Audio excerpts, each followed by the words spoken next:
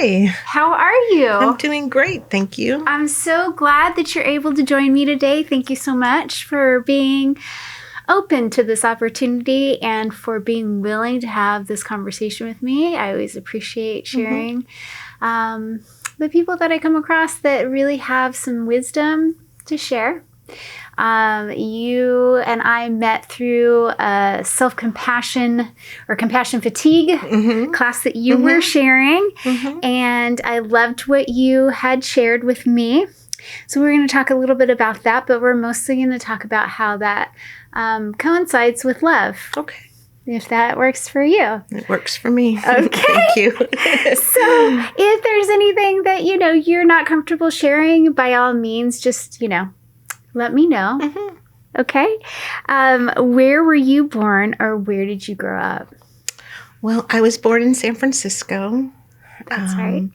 And I grew up in different places throughout the Bay Area. And there was a time in my life when my family, we moved to Europe. And we lived in Spain.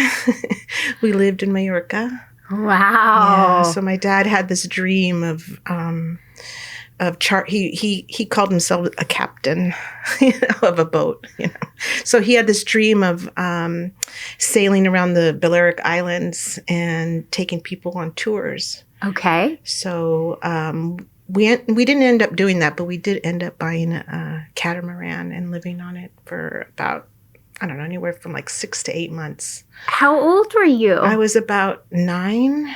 And what was that experience like? Did you like it? I loved it. It was like a carnival every day. It really was. With regards to how? What do you mean by carnival? Well, it was like the first part of it, we lived on the boat. And so there was 5 of us on a small catamaran. That's a lot. Yeah, so we lived in the various ports like Ibiza, Mallorca, and we never got to Menorca, I think it was called. But we lived like the people lived, and we traveled to the different ports. And one time we ended up lost actually in the sea because the mast broke. So, and then we ended up in this, island prison, with guns drawn on us because we didn't know where we were. Wow. So, so that was interesting because I was just a kid and, we were all very scared. I can imagine. So we ended up doing that for, like I said, several months and living among the fishermen that were there. So we ate fish. We learned how to cook, how the Spaniards cook, and how the fishermen and their families cooked. So. Wow. Did you live anywhere else in Europe? Well, then I lived, I guess mostly in Spain. And then what happened is my mom couldn't take living on the boat anymore.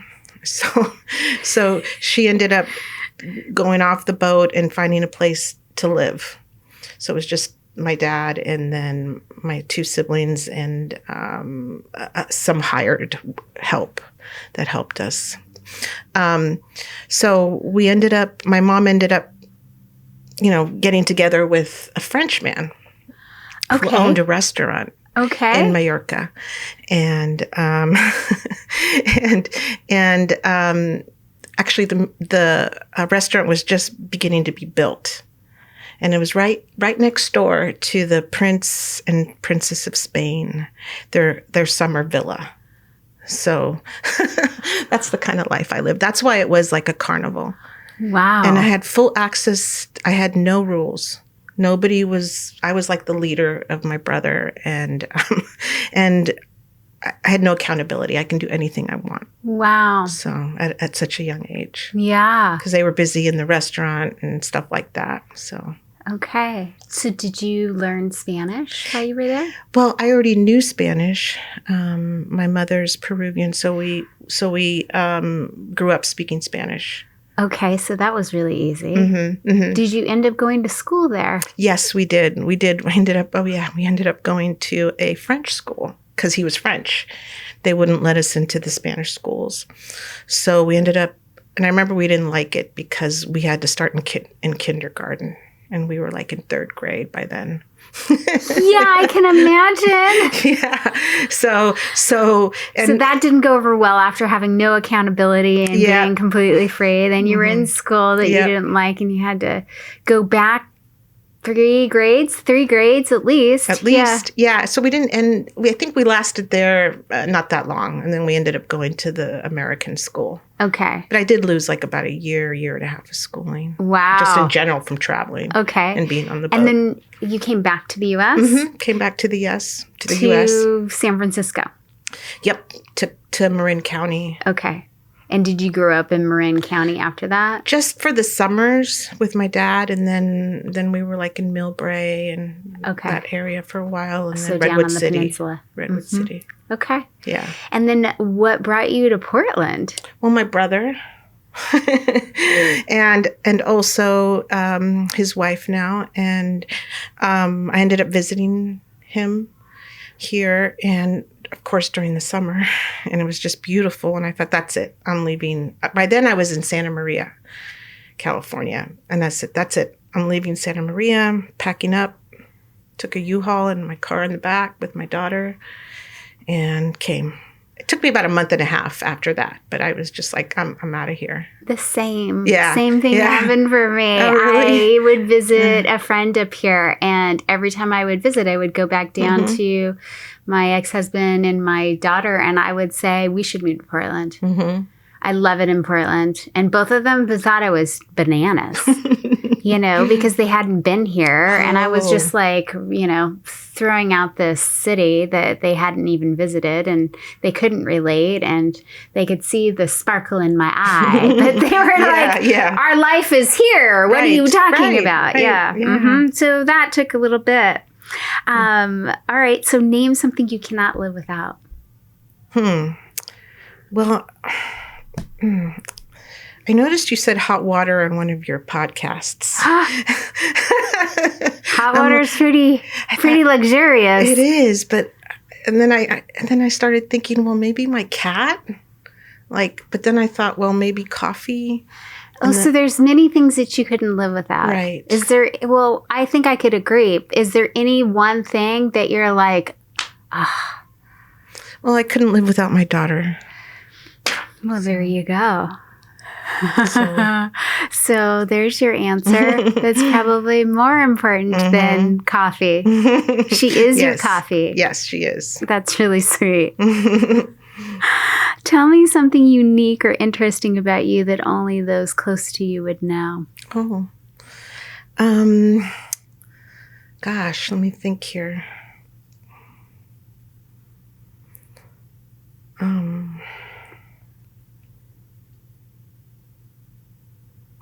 Hard to tell. So only something that people close to me would know about me? Yeah. Okay. Let me think. Well, maybe that I like music that's super, super sad. Do you? Yeah. Like what genre? All genre. Well, not all genres, but I love Spanish music that's romantic and sad. What about instrumental? Instrumental? Is that what you mean? No? Nope. No. So with lyrics? With lyrics, yes. Okay. So I like the passion in songs. And the torment. Well, that's what makes the best songs, right? Yeah. Especially love songs. Broken Hearts. Yeah. Right? And there's a lot of modern songs that I like too. I'm going to have to get a song list from you when we finish. Yeah. It could, and I put them on repeat for until I get sick of it, basically. Have you ever played an instrument? Nope. Okay. Mm-mm. Do you have any interest to play music or sing? Well, I used to sing when I was in 5th grade. Okay. 6th grade. And then I don't know, something happened to my voice. I kind of lost the singing ability, but yeah, because I was in a play, The Wizard of Oz, so I was Dorothy. You were Dorothy? Yeah.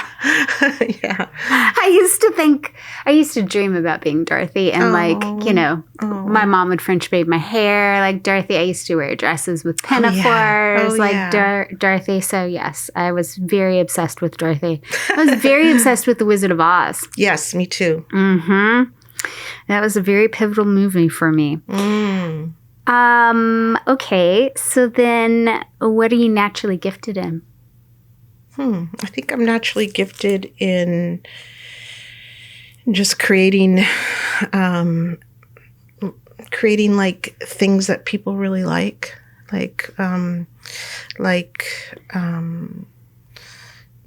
events for somebody's birthday or a gift that has a lot of meaning or yeah. You're thoughtful. Yes, thoughtful. That's the word.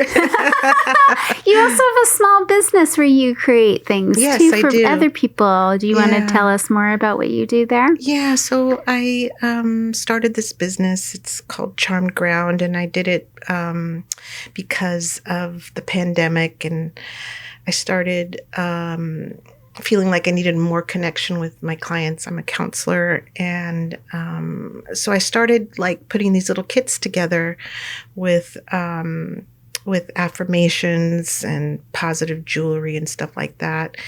And I would send it to them to kind of have that connection with them.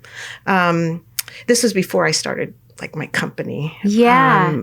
So I was just enjoying doing that, and I realized how much I enjoyed it and just giving things to people. And so then I thought, God, this is like positive statements, that people can have in their homes and look at. Because I always think people need reminders, We do. So I was trying to get jewelry that reminded people of I didn't make the jewelry, but just purchase jewelry that had little sayings on them, stuff like that.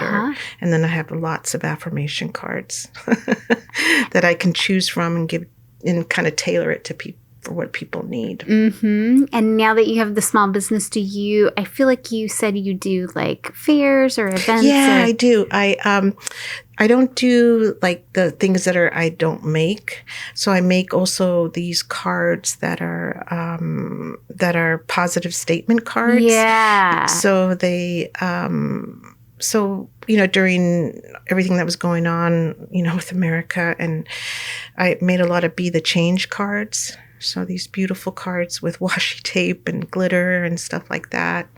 I have one for you. Oh, thank you.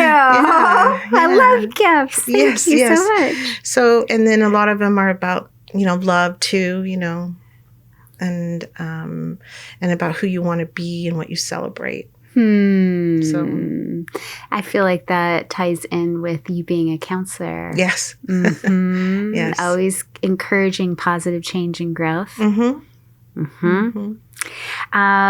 What is your favorite thing to do when you are expressing love? Oh. Wow. I think my favorite thing to do is like just being able, like, I don't know, I just like to do things and make the experience meaningful. So like acts of service? Yeah, I think so. Like just like if it's somebody's birthday or something like that, I will, spend some time thinking about what that person really loves and try to accomplish that. So that's how I share it. Mm-hmm. What about in your relationships? Oh, how I express it? Mm-hmm. I express it by, I think I'm kind of like, I realize I care about people being fed, which is kind of strange. You love to cook. Well, no. You don't love to cook, but you love to make sure that people eat. Mm-hmm. Like I noticed that my daughter hasn't been like cooking a lot, and I just thought, wow, I'm being like my mom a little bit, Which is how? Which is she would always want to make sure that I was eating right. Okay. Yeah. Yeah. So, and then with David, the person I'm seeing now, I want to make sure he eats too. So I don't.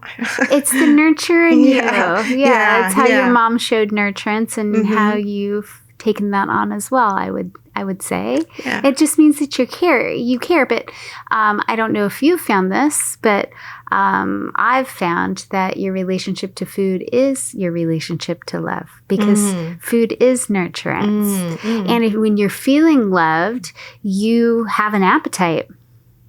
That's true. And when you're heartbroken, the last thing you want to do is eat. Right. Even with, trauma profiles, when it comes to like, I don't know if you know Dr. Patrick Carnes, but he developed the PTSI, the Post-Traumatic Stress Index test. Oh, okay. And then he has 8 ways that trauma manifests, and since it's kind of like attachment styles, there's been other ones that have been added on, but 8 originally, and one is called trauma abstinence. So if you're high in trauma abstinence, you tend to withdraw, right? And withdraw the things that are nurturing or providing nurturance for you in your life. So basic needs. So you're just the opposite of that all the time. You're like making sure that everybody has the nurturance in their life. That's really sweet. Thank you. And kind. What was it like to grow up in your family? Tell me about it. Well, it was a little like chaotic. Because we moved around a lot, and growing up, and then my parents separated when they came back to the States. Okay. So we lived in 2 different homes sometimes, and then my mom went back to Spain. Oh, she did? Yeah, to see if she was still in love with Jorge. Okay. the French restaurant owner. Yeah. And but she ended up coming back, and then she ended up getting a job at a community center in Redwood City, where it was mostly for Latinos there. And so that was a really nice experience, growing up within a community center. So I really liked that. So I was there almost a lot every of family. day. Yeah. Cultivating community. And then so my father's Russian. Oh, interesting. Yeah. My father's Russian too. Is he? Oh. Yeah. My maiden name is Russian. Oh, what is it? It's Avdeef, Avdeef. Oh, wow. Oh, yeah. But it was originally on Ellis Island. I mean, they've since dropped a lot of the letters. But at Ellis Island, it had 2 Fs at the end. Oh, okay. Yeah. Okay. Yeah. Yeah. My dad changed our name too.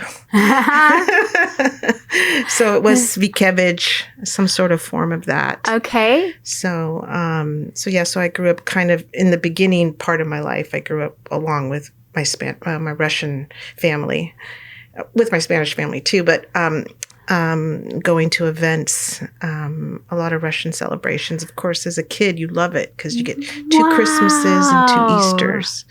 So, did you learn Russian? I did, but I mean, everyone says that maybe we didn't know it that well, but I felt like I know it well. You know it well than the rest of us. The only thing I know is Privyet. Oh, Privyet, yeah. Yeah. I mean, I don't know. Me and my brother speak it, but it's just very like, hi, how are you? Yeah. And then words. So conversational. So you could travel there, No. would you say, and No. at least be able to ask where a restroom is? Yeah, probably.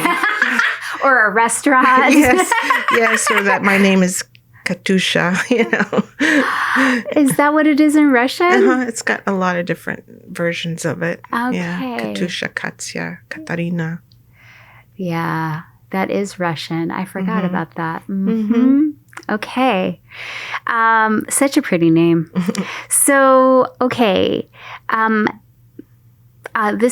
So I know I told you when I met you that I was starting my MA in counseling. Yes. And so I took my first class and wow. I finished it on Thursday. Well, I still have a paper and everything due, but this weekend. But they were talking about functional families. Mm. I'm sure you're familiar with the term. And so I have a theory that most of us get into counseling because we are searching to find out some deep answers about us, and it didn't come from, in most cases, a functional family. I'm sure that's not across the board with every single person, but a generous amount of people, I would say. Would you agree? Oh, yes. Okay. Is that what brought you into counseling? Yes. Okay. Yes. Yeah. Yes, of course. Trying to fix my family. Were you successful in fixing them? Okay. Not at all. I haven't been successful in fixing anyone that didn't want to be fixed. That's right. Just be honest. Yeah, but didn't mean that I didn't try. That's right. Certainly did with my ex-husband for sure. Yeah. All those exes, right? Yes. What is one of your earliest memories of feeling love? Oh, I think when we came back from Spain, it was like, I think it was the second, I was supposed to go to this camp. And so my dad always got us involved in all these different camps to keep us busy, for the summer. And there was this one camp that I had gone before, and I loved it. Me and my brother just loved it. I waited all year to come back to this camp, all year. Waiting to come back. Was it the camp. People? Was it where you learned the location? The fun, where it was in the forest. It was in the forest. Yeah, so it was down in the Bay Area. Yeah, in Marin County somewhere. Okay. I don't know where, but anyway, so like the day before, I had gotten, we lived right across the street from, I guess Poison Oak, somewhere I got poison oak, but I got it so bad that I got allergic reaction, and my eyes were swollen. Yes, and my face was big. You start to swell. Yeah, and I just couldn't believe that I couldn't go to the camp, and then my brother went, and we were like inseparable, because we're twins too. So we were kind of inseparable. You're a twin? Yeah. That's so sweet. What is your brother's name? Misha. Oh, wow. Yeah. Okay. Yeah. That's so Russian. He likes to be called Mike or Michael, but, in the family we call him Misha. Yeah. It's such a nice name. It is. It is. I really love it.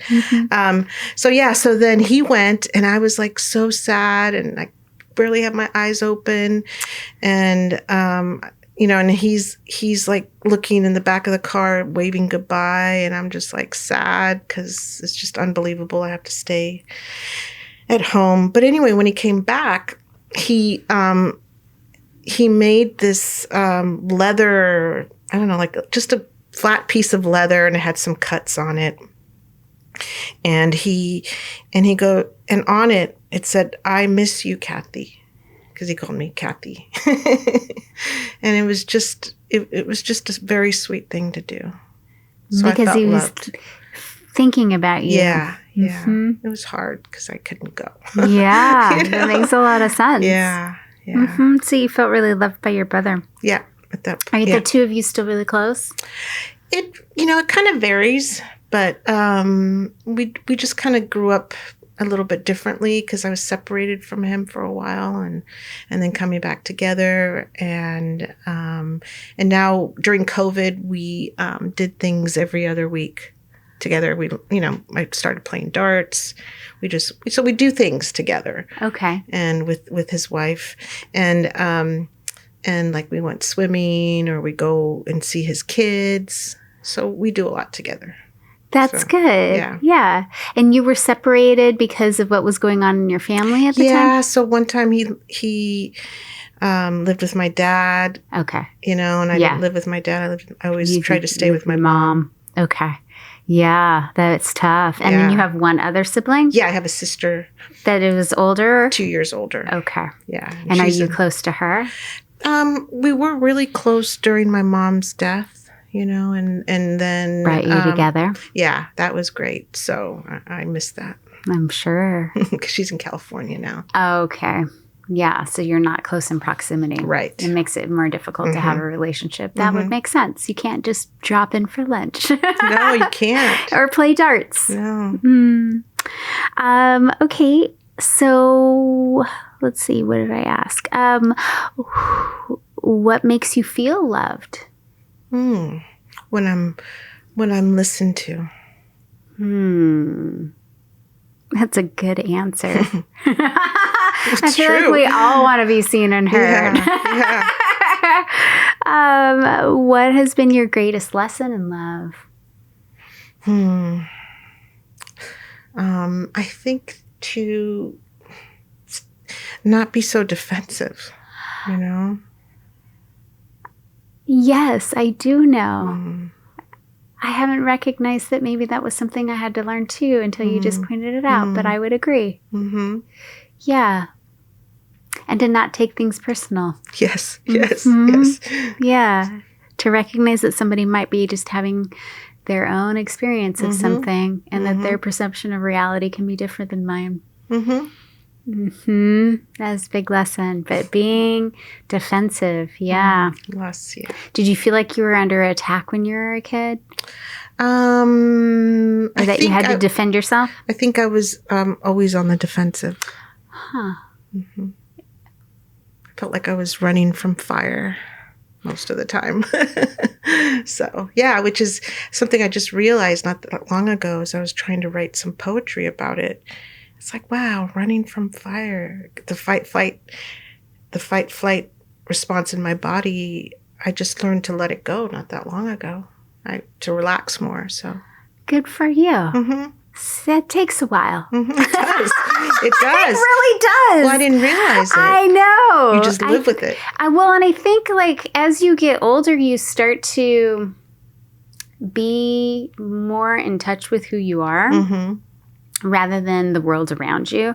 I can't speak for everybody, but I would say that in my opinion of youth, right, you're more focused on what's going on outside of you. And then as you get older, when you have most of that stuff kind of stabilized-ish, then you have time really to confront some parts of you that maybe you just didn't have access to before. And I think it's a constant unveiling, right? If you're paying attention. It is. Because you're always, I felt like I was always running away from my body, right? So like the tension I felt in it. Which is probably what brought you to becoming certified in compassion fatigue, right? Yes. Okay. Yeah. Well, that's very informative. And which was my next question. What brought you into becoming an LMFT, which is licensed marriage and family therapist, yes. versus an LPC, which is a licensed professional counselor. Yes. And they're different. Yeah, I don't know how, but they are. Well, I mean, you're both counselors, right? Yes. And you both have some overlap, but their LPC is certainly, from my understanding, kind of larger, right? They'll treat anyone, and you're really more defined, right? Right. You're working with individuals, but couples. Well, I don't do couples anymore. But you have. I have, yeah. And your licensure allows for that. Yes. And your schooling. Yes. Yeah. So individuals and sometimes couples families and marriages. Yes. Which I'm sure was very interesting, was it not? Yes. I don't even know if I was pretty good at it, but I liked only to see the couples just a couple of times. You know, just like 3 times, like a really short-term solution-focused kind of thing. Okay. So would you do that just based upon like an individual was having an issue in their relationship and then you would bring in the other person to work through something? Well, I'd always start with them both and then decide, you know, if that was an appropriate intervention. Okay. Yeah. So it's like, but just kind of depend. But yeah. So it just depended I would let them know that, it's a short term if they're willing to do it, if they're willing to just try for 3 sessions. And usually it kind of worked because we really focused hard on it. So. And got to the root of the problem. Did you have a counseling theory, or do you have a counseling theory that you lean towards? I think I'm a little bit of like everything, Well, the best counselors are. Yeah. I like internal family systems. I'm just learning more about that actually. And then systems theory I use, of course. And then like client-centered approch. Okay. Solution focused. Okay. I just learned all of these things. It's really cool. Now it makes sense. I can ask questions about it. Yes. Okay. So, so did you want to work when it came to an LMFT? Was that like the licensure or the program that was available at the school that you attended, or was that specific because you were drawn to working with couples? And I think that was just what was available at the time. Okay. But I really enjoy working with individuals. Yeah. More. So. Okay. Yeah. Okay. Tell us about what is a silencing response. You mean like for me? Well, yeah. You were telling me when we first met that you had a particular position where you recognized that at a certain point this was something that was happening for you. Oh, yeah. And I had never heard of that. And so I'm imagining that other people listening or watching might have not heard of it as well. So maybe you could tell us a little bit about how you recognized it within yourself and like what that actually means. Yeah. So that was when I was working on a crisis line. Which is really intense. Yeah, really intense. And I noticed that I didn't really realize I was burned out, experiencing compassion fatigue, because I just kept telling myself, my body was already tense. So I just thought, I can handle it. I can handle the tension. I can handle the way my body responds to high crisis calls because I was already that way. I was already tense up for it. In high tense crisis yourself. Yes. So it kind of matched. Maybe it didn't, but it seemed like it did at the time. But so what was happening is I noticed that when I was talking to people over the phone that I was just fake listening. I wasn't really there. And I would just give pat answers. In my mind, I'd be angry, like especially, I think one of my triggers was when they blamed like the system. And I was like, and I felt like they were blaming me, like I wasn't giving them enough, So that was a hard thing to work through. But and then my ears would perk up whenever they said like suicide. I'm like, oh, suicide, I better wake up, I better listen, I better pay attention. So those were the times that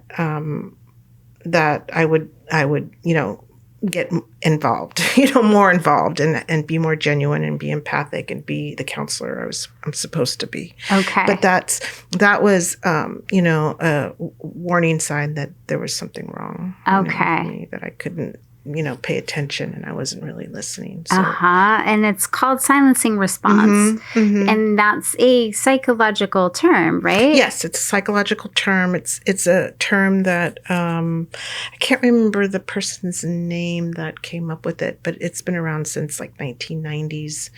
And it just gives you a bunch of symptoms that what the silencing response is. Okay. So. Okay. So tell us, you touched on it, but tell us, what is compassion fatigue? Well, it's like a combination of secondary traumatic stress and burnout. Combined. Yeah. So we all kind of know what burnout is, right? We just we're running on empty. We have nothing else to give, no energy. Yes. A little bit hopeless. Yeah. Just fried. The world doesn't seem like it's going to get any better. Yes. Stuff like that. So, and then the secondary traumatic stress is having some symptoms that are similar to post-traumatic stress.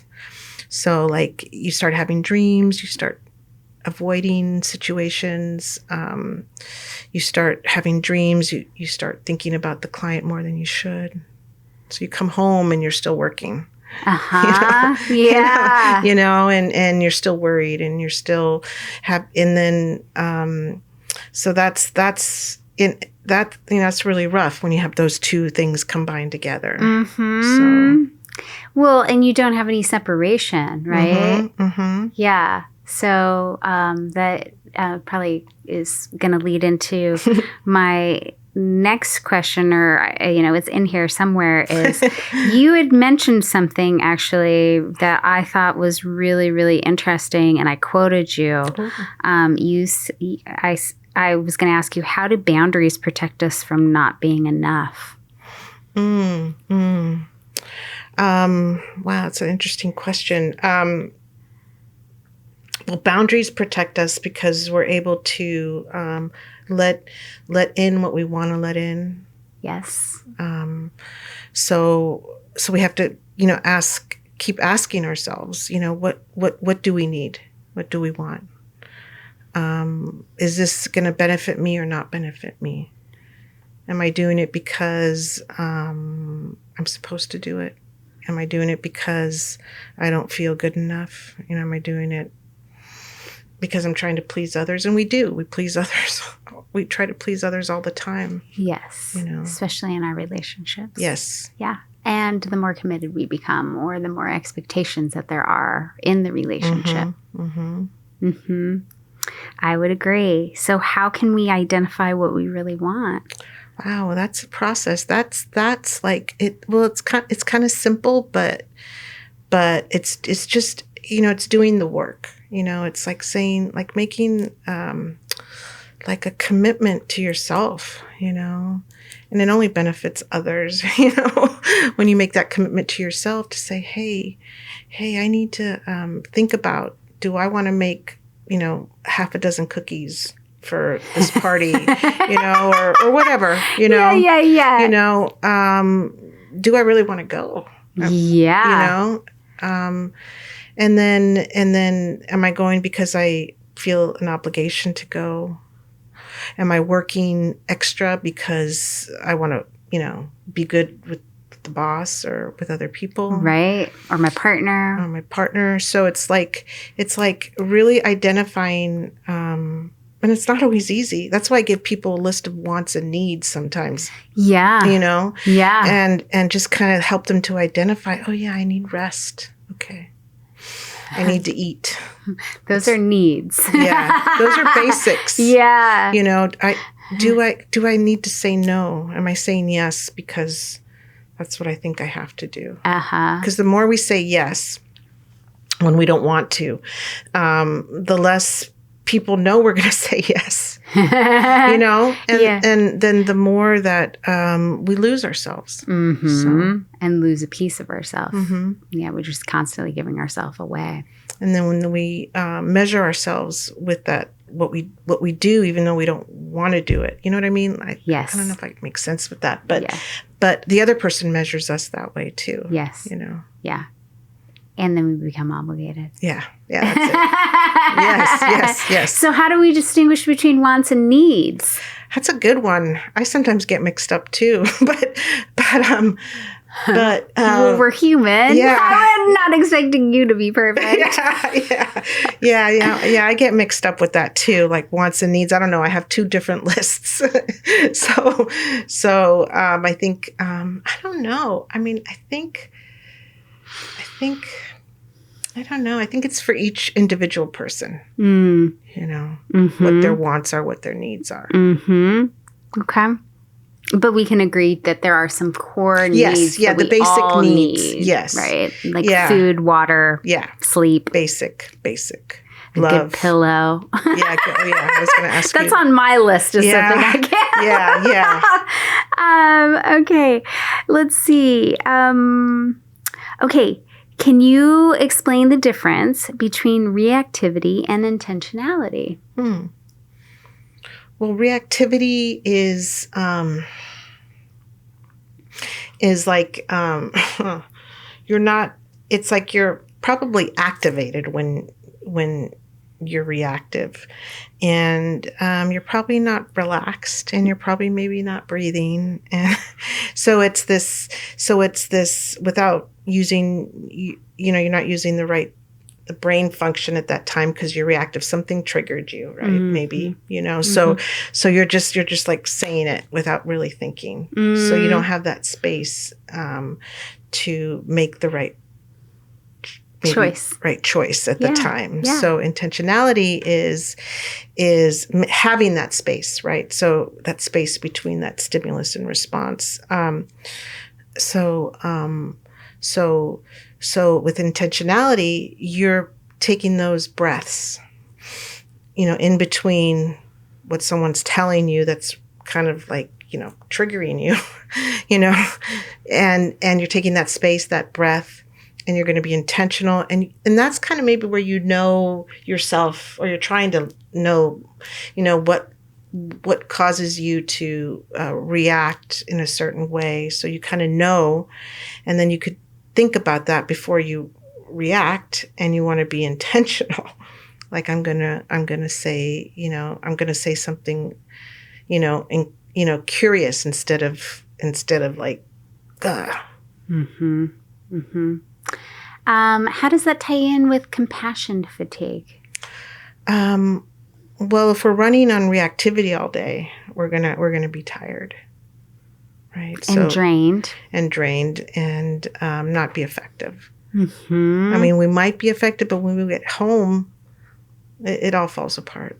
You're tired. You don't have any room for anything else in your life, especially if you're bringing your clients home and dreaming about them. That sounds awful. Yeah, it is. But it happens. Of course. I would imagine that it happened a lot during COVID. I mean, more so than any other time. I'm not minimizing anyone's experience outside of COVID. I'm just saying I could imagine that compassion fatigue was very real for anybody in the helping profession during COVID. Yeah. And at that point, I took some time off from doing compassion fatigue workshops. Did you? Yeah, because I felt like I was, in it. Yourself. Yeah.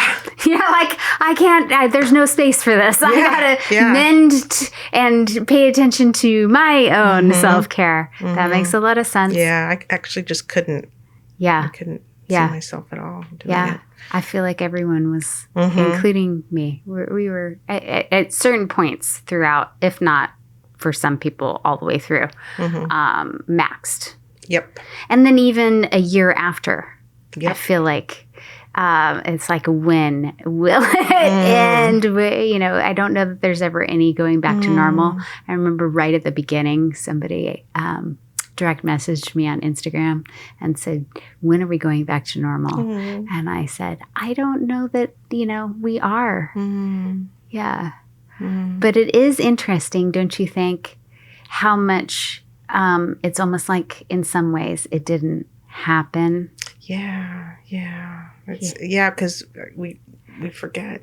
Well, I mean, and, we're walking around without masks on and certainly sitting right next to each other. And, our fear, fear response is not so high. I won't say it's completely alleviated for everyone, but it definitely, we're not walking around in fear. Right. And that is really nice. Everyone's nervous system can calm down. Yes. Thankfully. Which is what I think we're, circling around. Okay, so what is your definition of self-compassion? I think it's like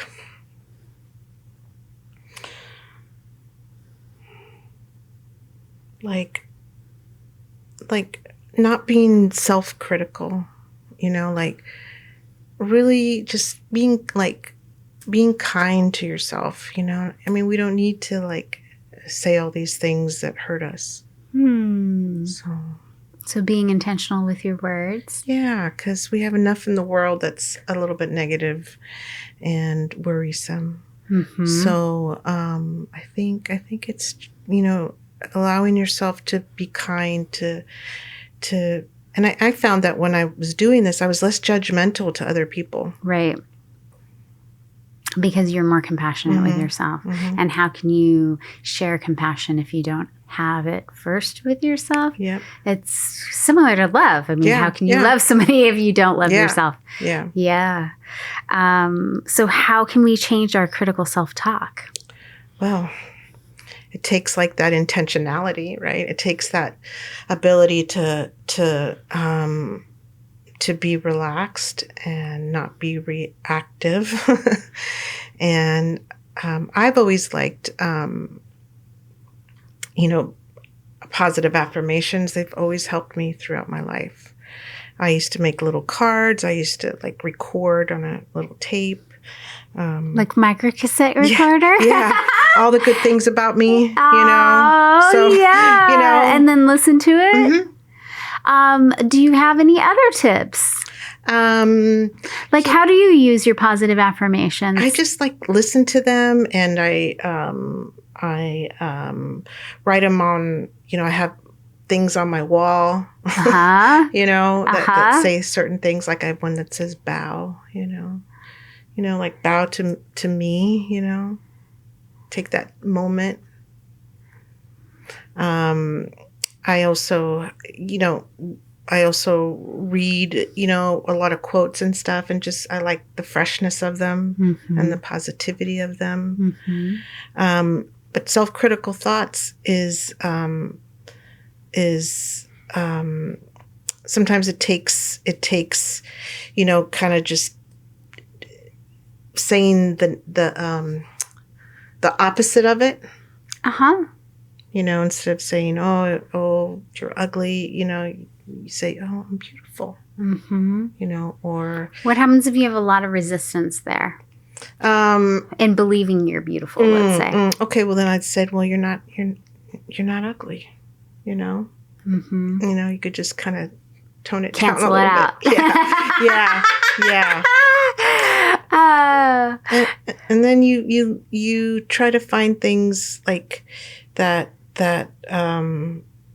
make you feel good, I think that helps a lot too. And your inner accomplishments or things that you I've done or things, those help me. Those are my little list of qualities, I guess you could say, that I can kind of go, oh yeah, I'm this, because sometimes in the world I forget, And you can use it as inspiration. Yeah, or turning things into I am statements. Oh yes, I did that too. I forgot. Yeah, I am. Yeah, I have a meditation that I'm working on. And for your clients? Yeah, I've had clients wanting me to, which is a change, right? Wanting me to do meditations with them. Which is different. So, so then I started really liking doing it. So I posted one online, my first one, but I like personalizing them, asking what the person needs, what they would like, and then making one for them. Yeah, that's really beautiful. And I do that for myself. Obviously, some of the meditations are for me. So you really love the auditory experience. I think I the auditory. I have a lot of Audible books. How I use affirmations is I put a Post-it on my, a sticky note on my mirror. And I do it when I brush my teeth so that there's some consistency there. And I see myself and hear myself say it at the same time. So you see and hear. Oh, okay. Okay, yeah. So I'm repatterning for my inner child. And I say it and I teach others to say it until there's no resistance there. Oh, wow. Yeah. Oh, I like that. So for instance, back to I am beautiful. So maybe the first time you see it and you saying it after you brush your teeth, you're like oh, yeah.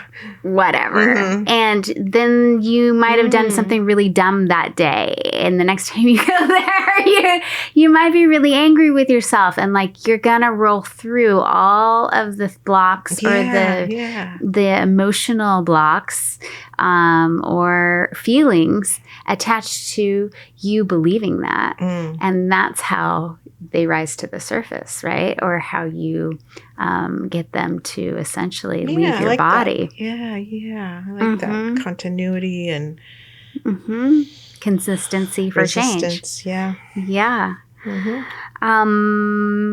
Okay, so we answered that. How do you use supportive touch to activate our parasympathetic nervous system? How I use touch for me? I think I do touch right here, my heart and my chest, and I kind of feel the sensation in my hands on top of the other hand and then on the chest, and that brings a calming moment for me. Okay. And then I also give myself little head massages. That helps too. Okay. So and that's what you recommend to others too, is just touching your body in a way that's soothing or comforting? Yeah, I think, and sometimes I have them touch the back of their chest. Their back, just kind of like rubbing it a little bit, and then on the other side, kind of giving them a pat in the back, I think, kind of like. At least that's the implication. And then, I don't know if it's touch, but I have people do a little bit of exercises, that help with the nervous system. One of them is, you clasp your hands here and you put them back here, and then you extend backward. And with your elbows out? Yeah, and then you can put, and then you go back, you extend your elbows out, and you take a deep breath in and out, and then you slowly. Yeah. So that gets an automatic relaxation. So I can see it in people's eyes. I'm just like, oh, it's so lovely. Yeah. Yeah. So, do you have any other recommendations for people who need self-soothing? Yeah, the humming really works. Humming. So I grew up. I remember one time we had this Russian church at my aunt's house. And it was chanting, and I still remember that vividly. It was like so long ago, but it's kind of stayed in the back of me, but I haven't really practiced that.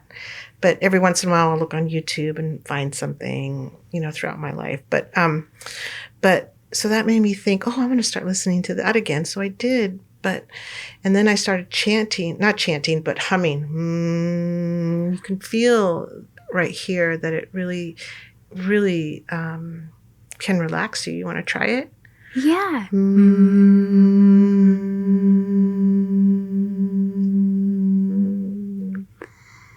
It opens up your throat chakra. Yeah.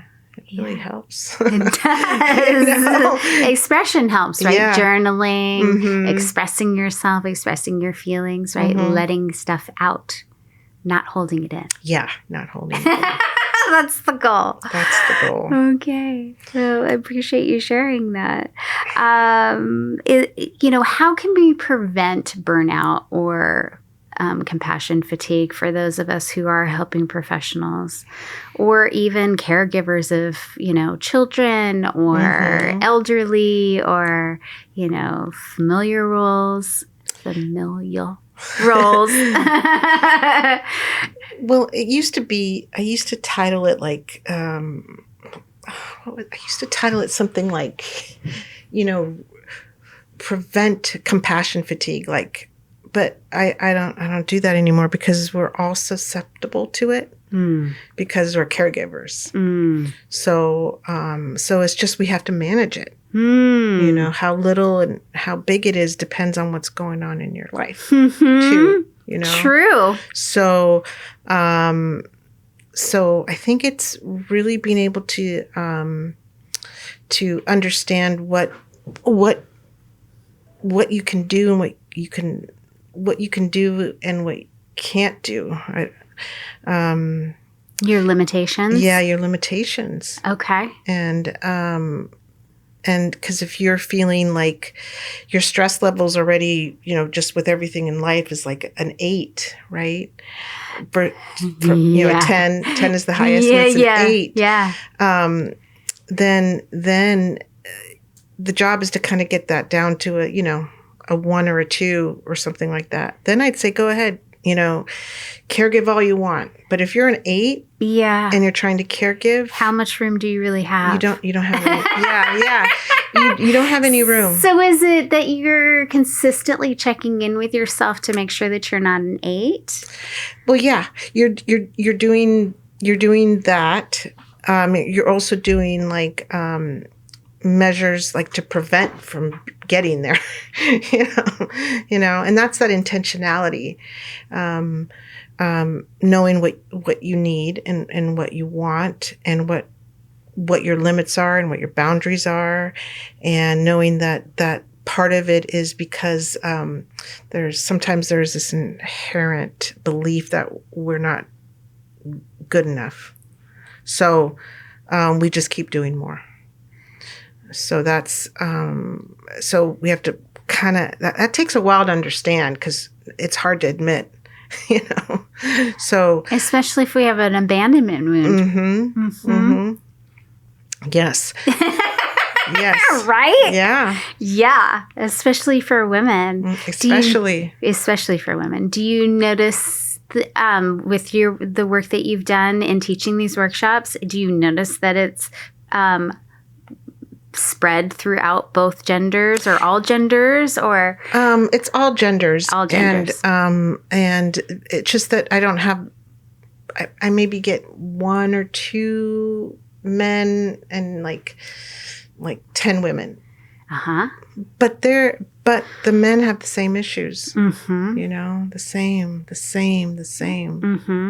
And sometimes they have no one to talk to about it. Yeah. So, well, sometimes we don't either. But, so it's all of us, Is that why you were drawn to the work? Yeah, because I was experiencing it, and then I worked at Providence, and they just let me do workshops there. Said, hey, I'm interested in doing compassion fatigue. I just started studying it, and I started doing it for the nurses that were there and the staff. And I really liked it, and they really liked it. So I just started from there. Huh. That's really cool. I did not know that. Yeah. I always forget that. Yeah, that's how I started. And I really didn't know much, I was just going based on how I felt and what went on with me. And I had quotes. I remember having quotes everywhere. I had hang them all up everywhere. So what is next for you in the future? You're no longer practicing as an LMFT? Well, I am still. You are? Part-time, yes. Okay. Yes. So what's next for me is to be able to continue my work doing compassion fatigue workshops. That's your true love. Yeah. I really do like it. And I'd like to be able to do them for organizations like clinics and hospitals. Yeah. And I really want to do them for teachers. So- Teachers could really use that. I used to teach. Yeah, you did. Oh, Mhm. okay. Yeah. Yes, all the help. Yes. Yes. I mean, that's really that's one of my interests is doing that. And because I work with a lot of teachers, so. Okay. Yeah. Mm. And that's all it's been is burnout, and compassion fatigue for the past couple of years. Yeah, for sure. It's very difficult to teach in a classroom. Then, of course, it's very difficult to teach on Zoom. Mm-hmm. And then it's very difficult to come back to school and have the kids that learned on Zoom. Yes, yes. Because what did they learn? It just depends on how engaged and how privileged their family was, right? Mm-hmm. Mm-hmm. Mm-hmm. Yes, it's very difficult for third grade teachers now because they had that. Kids had a gap. Yes. So. Mm-hmm. Well, I admire you for your commitment to help support others. Mm-hmm. You're very generous. Oh, thank you. You're welcome. Thank you. Yeah. How do you feel we can incorporate more love for ourselves and for the world around us? Oh my gosh. I think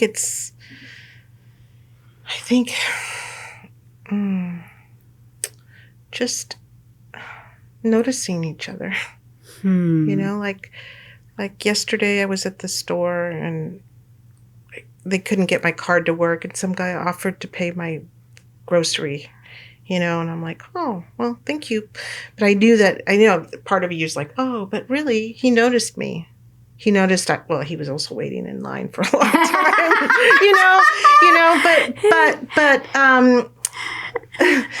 but it's those kinds of gestures.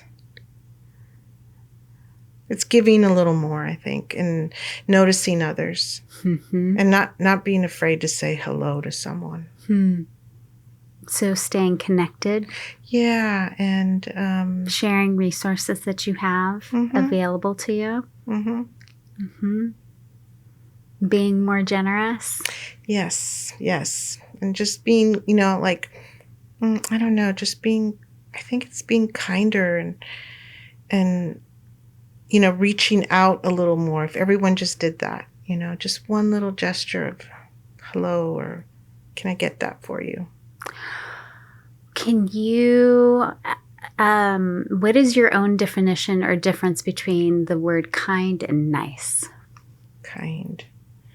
Kind is like, I think there's a spirit of generosity with kindness, and nice is just being, pleasant, maybe. Yeah. Okay. I don't know. Yeah, it's definitely different. Yeah. So being kind, I think. Yeah, I agree. I think we could all practice a little more kindness to ourselves, to the world, to the people in the world. Yeah, thank you for that. You're welcome. Yeah, I appreciate you, and I appreciate that you came today, and thank you so much for everything that you shared. Oh, thank you for having me. You're so welcome. I'm so glad that we finally could make it happen, and I can't, again, believe how much time has passed, so I really appreciate you planning this far in advance, and again, thank you, and I will include your contact information below if anyone wants to find you for a compassion fatigue workshop. It was really good. Yes. Obviously, I loved you so much that I really wanted to bring you in and share your knowledge with everyone. So thanks. I really encourage anyone to check you out. Yeah. Great. Thank you. Yeah. Will you be doing them online at any point, or? I will, I think. Yeah. I think. Yeah. Okay. Yeah. And I also, that's right. I also do little self-care stations, but that I want to bring like in a lunchtime or something. Okay. But it's not like you get your nails done or anything like that, or massages. It's more like introspective kind of stuff in each station. You know? Cool. Like you could build, you build like a scape, a little scape with different objects and stuff like that. So people would need to be local for that. Yeah. It's just like a lunchtime, little escape kind of thing where you do different tasks at each table. Mm-hmm. Okay. All right. Well, thank you again. Oh, you're welcome.